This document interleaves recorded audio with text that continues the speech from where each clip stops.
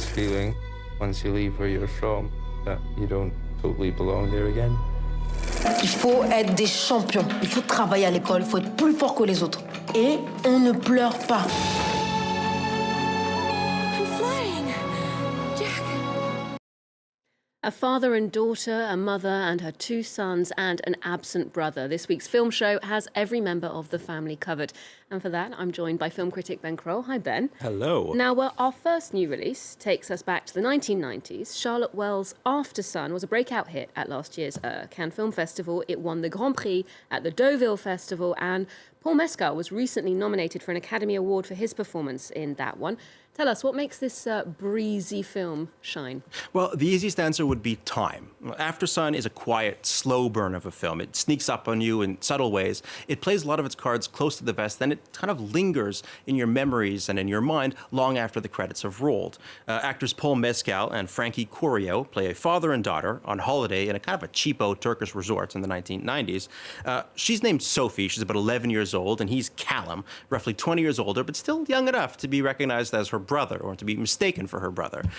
Nothing really happens like on paper. You know, they go snorkeling, they dance the Macarena, and she feels the first pangs of adolescence. But the entire film is told from the perspective of a much older adult Sophie, and she experiences this rush of memories with a really bittersweet tinge. It's a bittersweet feeling that actually grows more sorrowful as the film goes on, which lends an additional level of intrigue. Why don't we take a look? You know, I want you to know that you can talk to me about anything as you get older, you know?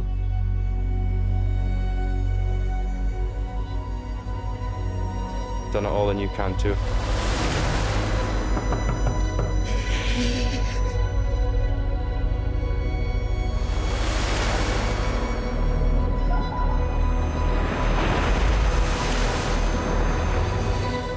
Wish we could have stayed for longer. Me too.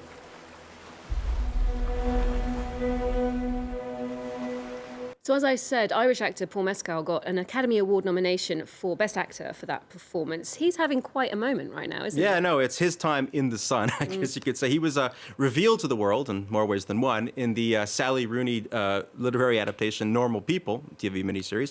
And he's going to take over for Russell Crowe, stepping into the swords and sandals in the upcoming Gladiator sequel Big for sandals. director Ridley Scott. Interestingly, he steps kind of into the background in this Academy Award-nominated role because Aftersun is really the story of Sophie. It's told through her perspective and through her camcorder lens. Interestingly, the film sees things that the young girl does not, notably the fact that her father is suffering from a very debilitating case of clinical depression. It's something that he tries to hide from his daughter, suffering in silence, a little bit off-center. Okay, well, that's something that Paul Mescal and director Charlotte Wells spoke about when they sat down with France 24 at the Cannes Film Festival. Let's hear from them. The film isn't autobiographical in a strict sense, but yeah, it's absolutely inspired by my dad, who was mistaken for my brother, never minded, never corrected people very quickly.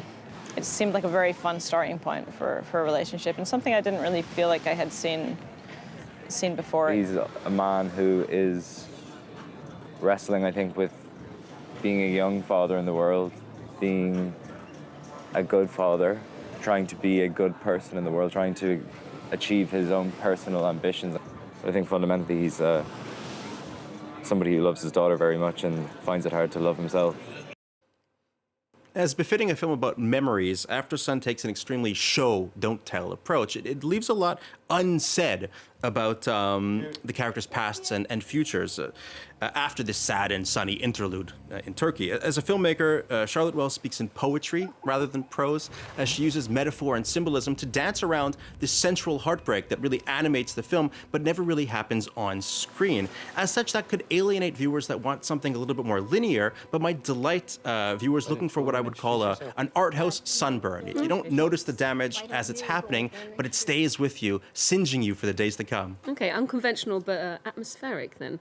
Well, we're staying with family dynamics and to another feature which was revealed at last year's Cannes Film Festival. This is from director Léonore Serrail. It's called Mother and Son. Take a look. Semaine arrangée, à peine t'es là, il y en a de partout. Que je sois là ou que je sois pas là, tu m'en veux alors? Je fais comment? Maman, laisse-le, on s'en va. Jean.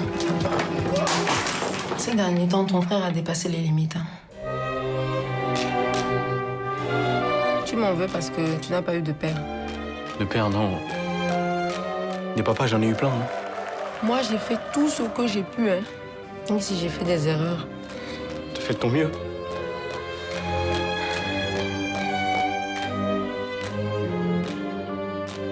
So, Ben, tell us a bit more about this French film. Well, first of all, the title should be Mother and Sons because it is about a three-person family. Okay. The film follows a young Ivorian family that emigrate to France in the late 1980s. The film was told in 3 chapters that follow each one a different member of the family. The first chapter follows the young and independent mother, a woman who takes life into her own hands, consequences be damned. The subsequent 2 chapters follow the sons that are somewhat damned by those consequences. As such, the film is a bit of a victim of its own structure. That first chapter is electric. It's unpredictable as it follows a woman who refuses to be boxed in.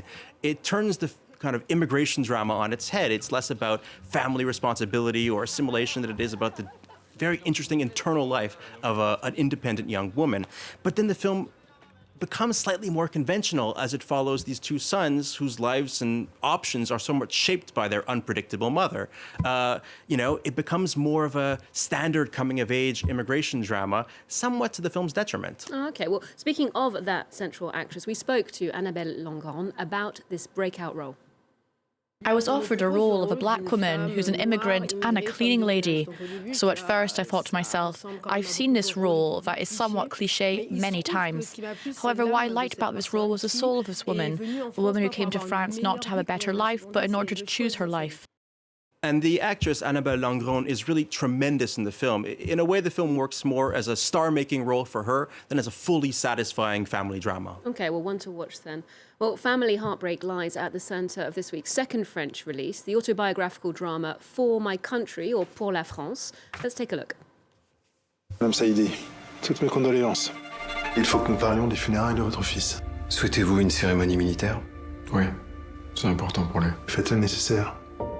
Il est évident que la mort d'Aïssa aurait pu être évitée. C'est un bahutage, une transmission de tradition qui a mal tourné. L'affaire va être qualifiée en homicide involontaire. Aïssa vous a-t-il parlé de ses premières semaines à l'école militaire? Il était épuisé. Il me parlait de réveil en pleine nuit. Director Rachid Hami pulls from personal tragedy to tell the story of his own brother, an army cadet who drowned during a military hazing incident gone wrong. That led to a big scandal in France that also led to a very frustrating legal acquittal. But this is not an incendiary film. It's more mournful than polemic. Director Hami slightly fictionalizes the story. He changes the characters' names, and he tells the narrative on 2 different time frames. On the one hand, you find this clan dealing with the aftermath of this insane and unbelievable death as they try to fight the military bureaucracy to ensure a full military burial with honor, something that the army doesn't want to give because the young man died during training and not actually on the field. So that's a bit of a tough thing. The other narrative track goes back in time, and it follows in flashback the fraught relationship between these 2 brothers, here played by actors Karim Leclou and Chahine Boumediene. As such, this kind of elegiac film is less about the death of this young man than about his life, the way that he built himself across 3 countries, shedding one identity, assuming another, and constructing a future that was ultimately snuffed out far too soon. Sounds fascinating. I'll definitely check that one out. Well, we're wrapping up the show with a film that I must admit I've already seen. It needs no introduction. James Cameron's Titanic hits the big screen once again. I might ask why and why now? I think the simplest answer is because James Cameron wanted to, and history has proved betting against Big Jim is a fool's errand. Now, that being said, the film celebrated its 25th anniversary this past December. They might have wanted to save the re-release a couple of months because this past December saw the release of Cameron's most recent film, Avatar: The Way of Water, which incidentally is just about to overtake Titanic as the number 3 most successful film of all time. And so if you ask Cameron, he might say that he wanted to save this re-release of Titanic for a very special weekend. the weekend before Valentine's Day. It's his giant, bombastic love note to the world. So romantic. Well, is there anything new this time around? Well, there is. I mean, it's decked out with all the bells and whistles that made the most recent Avatar such a box office attraction. This is in 3D and high definition. It's got a up-to-date soundtrack and everything, but that's none of those are the reasons why people are going to go back. And let's be honest, people are going to go back to see it again and again and again. The reason why is the same reason as it was 25 years ago. It's that central love story, the Ballad of Jack and Rose. It was cheesy 25 years ago, but now it is like transcended cheese to become modern mythology, and it's mythology that has cast its pall over everyone, including James Cameron himself. In the lead up to this re-release, he recorded a 1-hour National Geographic documentary where he goes back to that night to remember. He recreates the sinking of the Titanic to check, where his film might have gone right or where his film might have gone wrong,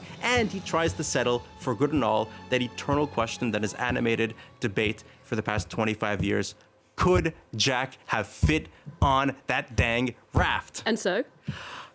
Spoiler alert, Leo probably could have lived. Wow, huge news, But just goes to show you that Titanic is eternal. Near, far, wherever we are, Titanic will go on. In the words of that great artist. Thank you very much for that movie roundup, Ben. We'll leave you with a reminder of that James Cameron classic. Do remember you can get more movie news on our website and our social media too. There's more news coming up on France 24 just after this. You never know what hand you're going to get dealt next.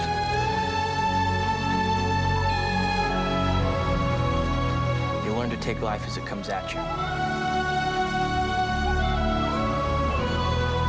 To make each day count.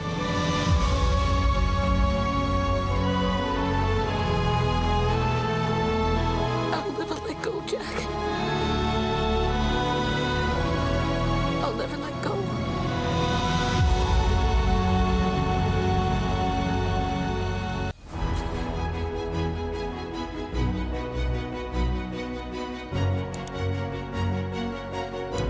France 24, more than ever before, is your window onto the world. Liberté, égalité, actualité.